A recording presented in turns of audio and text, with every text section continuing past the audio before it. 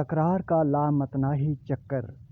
سب سے پہلے ہمیں یہ دیکھنا ہوگا کہ اصل مسئلہ ہے کیا، ہم زندگی میں کیا کرنا چاہ رہے ہیں، وہ کون سا سوال ہے جو سب سے بڑا ہے اور جسے زندگی میں حل کرنا سب سے زیادہ ضروری ہے۔ کہیں ایسا تو نہیں کہ ہماری زندگی میں سرے سے کوئی مسئلہ ہے ہی نہیں، کہیں یہ بات تو نہیں کہ سارے مسائل ہمارے خود ساختہ ہیں۔ بچپن میں انسان کا کوئی مسئلہ نہیں ہوتا، پھر آہستہ آہستہ ایسے چھوٹے چھوٹے مسائل سے روشناس کرایا جاتا ہے۔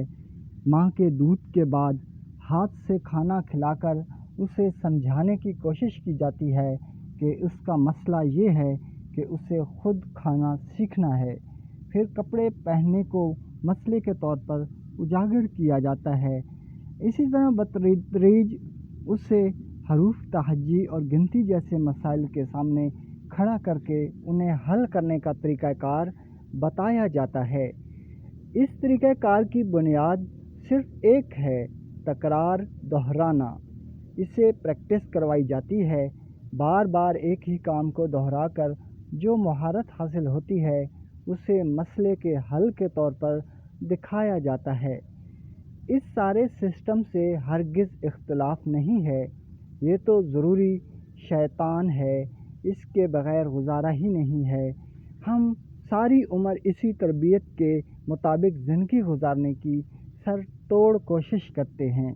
یہی ہماری زندگی کا بنیادی فارمولہ ہوتا ہے۔ اپنی آج تک کی زندگی پر نظر دوڑائیں، غور کریں، تجزیہ کریں۔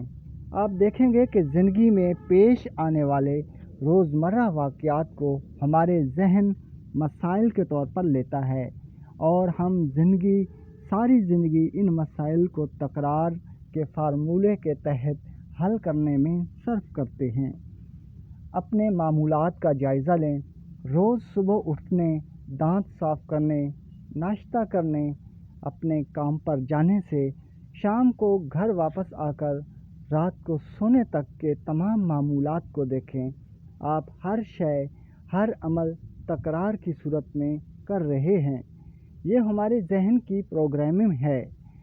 ہم اپنی ساری زندگی کو ایک مسئلے کی طرح دیکھنے کے عادی ہیں اور ان مسائل کا حل نکالنے کے لیے ہمارے پاس جو سب سے آخری اوزار ٹول بچتا ہے، سب پر متفق ہیں، وہ عقل، انٹلیکٹ ہے۔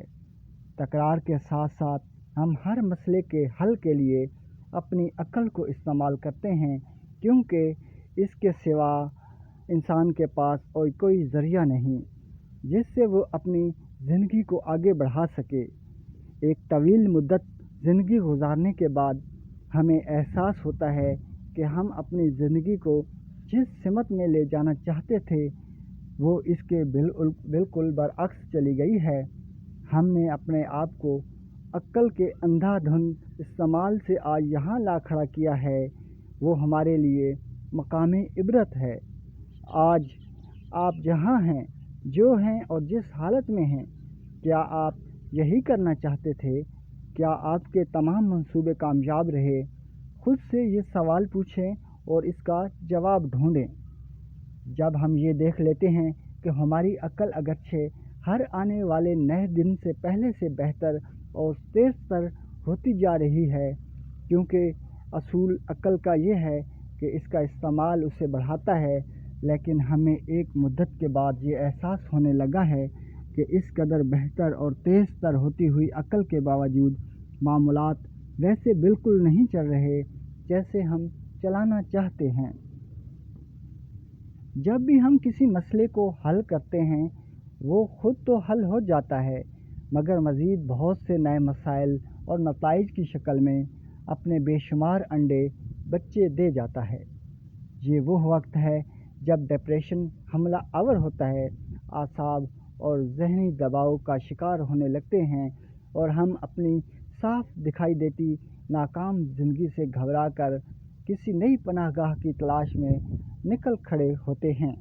کوئی بابا، کوئی پیر، کوئی مذہبی شخصیت، کوئی روحانی عامل جو ہمیں فارمولہ دیتا ہے، ایک نیا میتھڈ بتاتا ہے، پھر تسبیحات نکل آتی ہیں، ذکر اذکار شروع ہو جاتے ہیں، وظائف کا دورہ ہوتا ہے، بیعت کی جاتی ہے، نمازوں کو پورا کرنے کا اہتمام ہوتا ہے اور دینی مجالس و محافل سجائی جاتی ہیں۔ یہ سب بالکل ٹھیک ہے، اس سے ہرگز کوئی اختلاف نہیں، بلکہ درست طریقے اور اعلیٰ عقل و فہم سے ان میتھڈز کا استعمال انسان کو بہت بڑی بلندیوں تک لے جا سکتا ہے۔ لیکن بات کے کچھ ایسے زاویے بھی ہیں جو ہماری نگاہوں سے اوجھل رہ جاتے ہیں۔ کہیں ایسا تو نہیں کہ ہم نے صرف زندگی کے ہر لمحے بڑھتے ہوئے دباؤ سے بچنے کی کوشش میں تکرار کے ایک اور لامتناہی سلسلے کو اپنی زندگی میں شامل کر لیا ہو، داخل کر لیا ہو؟ کہیں ایسا تو نہیں کہ ہم اپنی عقل، جو کہ اپنی اصل اور میں ہمارا نفس ہے، اس کو ٹھیک کرنے کی بجائے مزید فارمولے اور میتھڈز کی طرف چل پڑے ہوں؟ ایسی صورتحال میں یہ سب لا حاصل ہے۔ ہم اپنے خالق کو فریب نہیں دے سکتے۔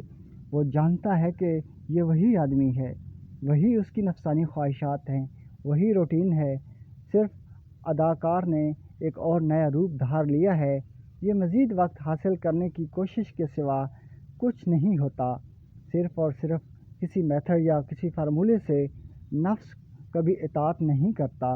اگر اللہ کسی کی آنکھ اس کے اپنے اوپر کھول دے تو وہ دیکھتا ہے کہ یہ عقل بے شک بڑی شے ہے، لیکن یہ ناقص حالت میں کسی بھی صورت میری رہنمائی کرنے کے قابل نہیں، کیونکہ یہ محدود عقل ہے۔ اس سے میں جس بھی مسئلے کو ٹھیک کرنے کی کوشش کروں گا وہ مزید الجھنا چھوڑ جائے گا۔ ہر آنے والے دن کے ساتھ یہ شکنجہ میرے گرد کستا ہی چلا جائے گا۔ انسان جب یہ جان لیتا ہے کہ عقل آخری ہتھیار ہے، آخری اوزار ہے، اس کے علاوہ اس کے پاس اور کچھ نہیں، تو اسے احساس ہوتا ہے کہ یہ سب تو جال ہے جس سے وہ خود کبھی باہر نہیں نکل سکتا، اپنی چالاکی سے ہرگز نجات نہیں پا سکتا۔ جس لمحے یہ احساس پیدا ہوتا ہے، انسان کی طلب، اس کی ہر لحظہ بے چین ہوئی ڈیمانڈ پرسکون ہو جاتی ہے، کام ڈاؤن ہو جاتی ہے، سلب ہو جاتی ہے، سیزڈ ہو جاتی ہے۔ یہیں سے ذہن انسان پر نئے دریچے واہ ہونے لگتے ہیں، صبر عطا ہوتا ہے، شکر عطا ہوتا ہے، تقویٰ بھی اسی مقام کی عطا ہے اور توکل بھی۔ پھر تسبیح ہے، ذکر ہے، نماز ہے، قرآن ہے، اللہ ہے، اللہ کا رسول ہے اور ایک مسلمان ہے جو مومن بننے کے سفر پر روانگی کے لیے تیار ہے، ایمان کا استقبال کر رہا ہے۔ تکرار کے بغیر گزارا نہیں ہے، لیکن اندھے کی زندگی اور ہے، آنکھ والے کی اور ہے۔ آنکھ والے نے اطاعت کر لی ہے، سرنڈر کر لیا ہے، سر جھکا کر اطاعت کر لی ہے، مگر اندھا صرف اندھیرے میں زندہ ہے، حادثاتی انسان ہے۔ نفس کی پہچان کے بغیر بات نہیں بنتی، کوئی کتنا ہی زور لگا کے کیسا ہی زہد کر لے، نفس کے علم کو جب تک نہیں لیا جاتا تب تک پردہ اٹھانا، راز ہستی کو سمجھ جانا کسی صورت ممکن نہیں۔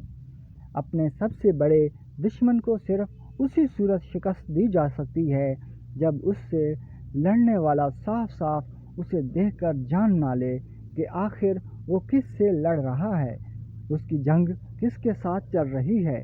یہ جنگ اپنے آپ سے لڑی جاتی ہے، اپنی پہچان کے بغیر کوئی کیسے خود سے لڑ سکتا ہے؟ خود کا جاننے کا سفر جاری ہے۔ ناظرین کرام، نیکسٹ ویڈیو کے لیے ہمارے چینل کو سبسکرائب کیجیے۔ اللہ نگہبان۔